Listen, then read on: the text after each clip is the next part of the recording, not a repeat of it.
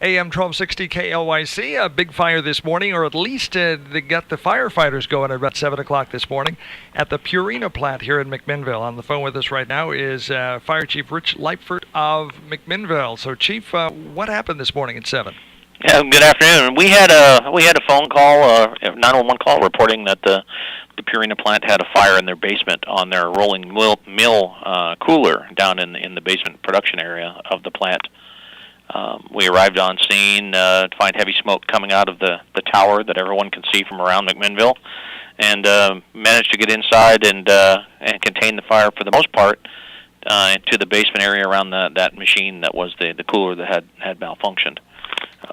We did have a second alarm requesting personnel from Newburgh, Amity came to the scene to assist, and Lafayette covered our fire station for us for any subsequent calls.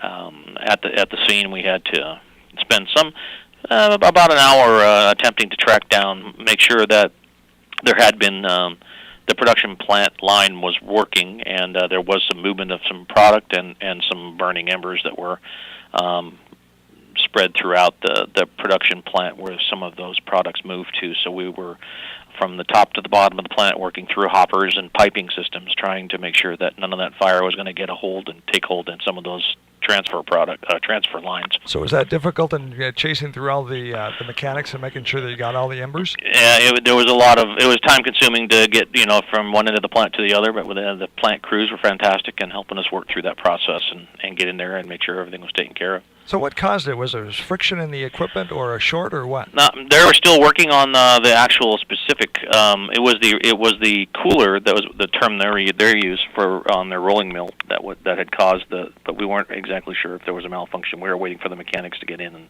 after the fact and figure out the maintenance crews to let us know exactly what had happened. We haven't got that word yet. How much damage, and was it fire and smoke, or what happened to it was limited, and we also, unfortunately, I don't have a dollar figure for you at this point. We're going to give them a call back this afternoon for an update once they got into the equipment and told us how much damage there was to the piece of equipment that was the cause of the fire to start with.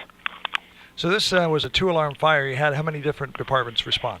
We had McMinnville, Amity, and Newburgh were at the scene, and then Newburgh sent an ambulance to cover calls, and Lafayette came into the station at McMinnville to cover calls for us while we were out at the scene. We had 40 personnel and 12 units on scene. Did the mutual aid system work well? Everything? It did. Any closing thoughts on this? Take away.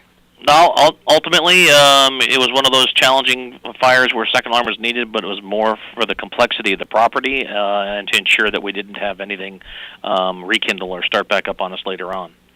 What started the alarm? How did you get the alarm? Was it a worker? We were dispatched by Yamhill County Communications Center. They had received a 911 call. Rich, what is the address of that?